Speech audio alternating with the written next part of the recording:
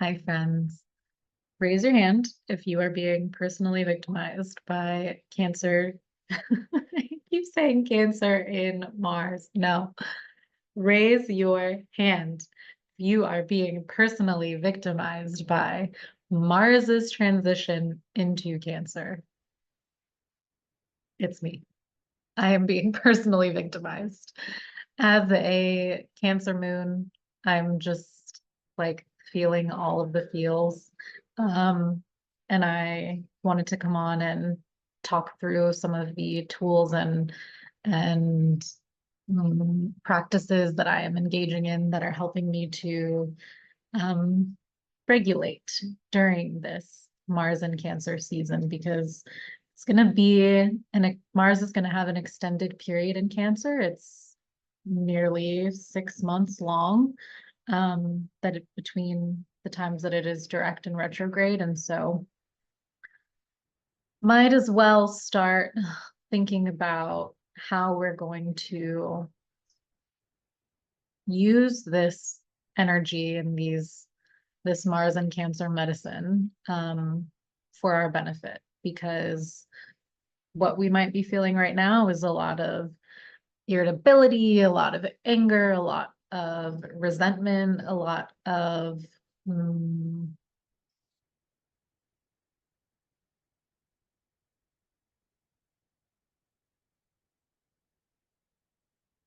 a lot of helplessness, perhaps. And what we want to do is to use Mars while it is in this watery, flowy Cancer to get shit done. Because that's what Mars loves to do. Mars is a fire planet.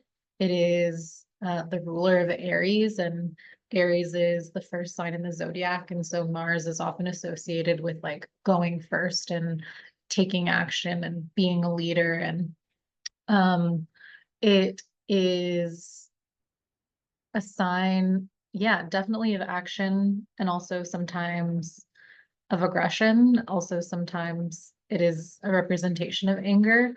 And so when we think about Mars situated in Cancer, and Cancer being a water sign, also a cardinal sign, similarly to Aries. And so both of these energies have this signature of going first.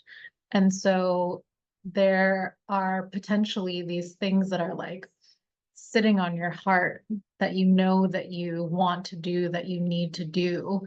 And Mars is here to say, okay, enough dilly-dallying, enough dawdling, enough like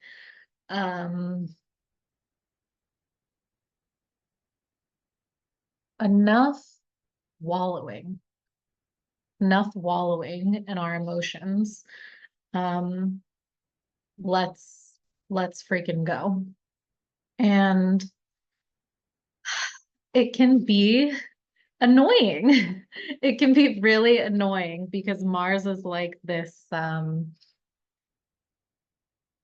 friend, or even this like athletic coach who is can feel like they are insistent and will not let it go and will not just let you freaking be. And it is like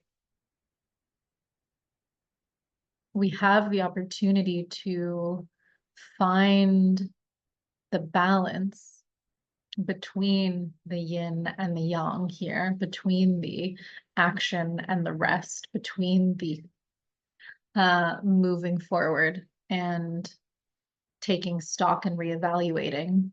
And so, what is your relationship to that balance? Are you someone who, I'm just going to say, probably if you're watching this, probably you likely have a strong Cancer placement in your chart. And maybe it's your sun, maybe it's your moon, like me, maybe it's your rising sign, maybe you have a stellium, maybe it's in, you know, your fourth, eighth, or 12th houses. But there's probably a strong Cancer placement in your chart, and there's probably some discomfort that you're experiencing, some like fury maybe that you're experiencing. And Mars is here to say that the way out of that experience is through the somatics, is through the action, is through the physical embodiment of whatever your emotional experience is prompting. And so for me, that looks like a lot of breath work, right? I'm like using my breath to actively move my feelings. I am following my inspiration, even like recording this video is part of me releasing some of that Martian pressure that I am experiencing, because I know that I have a message on my heart. And so, okay, how do I take action to then share that message? And part of it is like recording this video before I go into the office.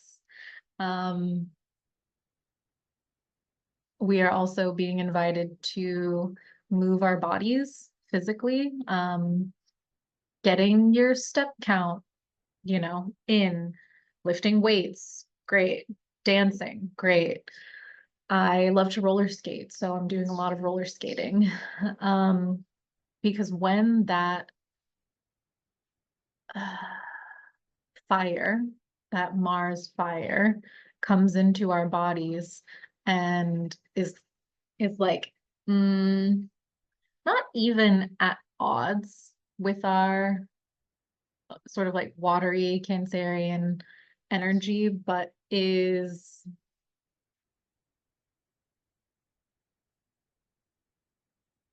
wanting to be used for fuel. And rather than use it for fuel, if we choose to like try to stuff it out or turn off the fire, that's when the resentment builds up. And so,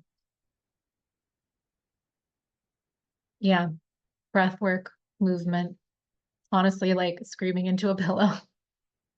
Really great. Highly recommend. If you can go into nature, if you have woods or a lake, or you know, an open space where you can safely sort of like scream and just like use some vocal toning to regulate and release. Highly recommend. Um, you might notice an increase in your sex drive, in your passion. And so be mindful, you know, because have sex if it's safe and it feels good in your body. But also sometimes I find that like overactive sort of like sacral and solar plexus energies can feel like it is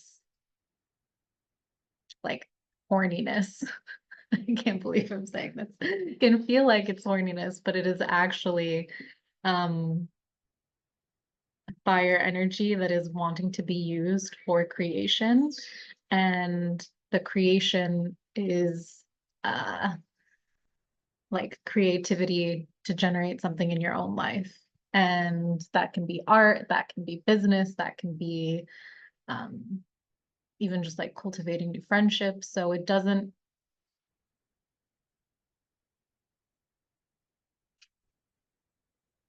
Oh, goodness. Okay. Spirit is like, just say it. And I'm like, okay. Um, you might find yourself wanting to like, you might find yourself um wanting to masturbate a lot. And that's cool. You do you. But just be aware that that same like impulse and urge is creation energy. And that you can, instead of finding that quick dopamine hit, that quick like oxytocin release that comes from orgasming, you can use that energy to make art or to make food or to, go dancing. But just like, don't be mindful if you can of finding the balance between getting that quick release and missing the opportunity that that creative energy is like opening up for you.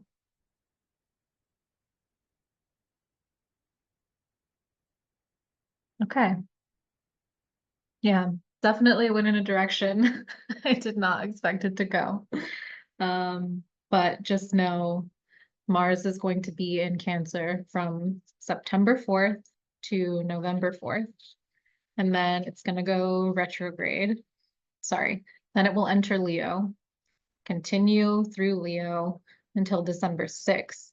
And then on December 6th, it's going to go retrograde and it will come back into Cancer on January 6th.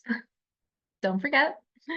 And it will continue going retrograde in Cancer until the 24th of February.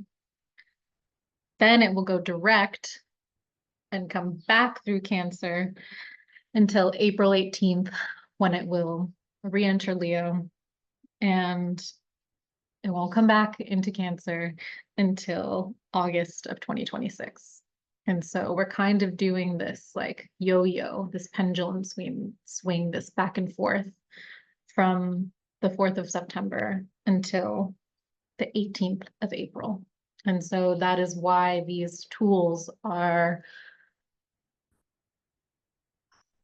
necessary to cultivate, unless you want to just like be at the whim of your emotional experience, which I don't want for myself. And I want everyone to feel like they have access to tools and access to agency, despite the sort of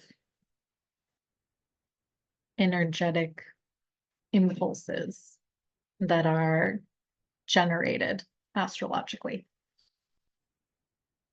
Okay, we're done. Thank you for watching. Thank you for listening. Let me know if you have questions, comments, concerns, and I'll see you in the next one.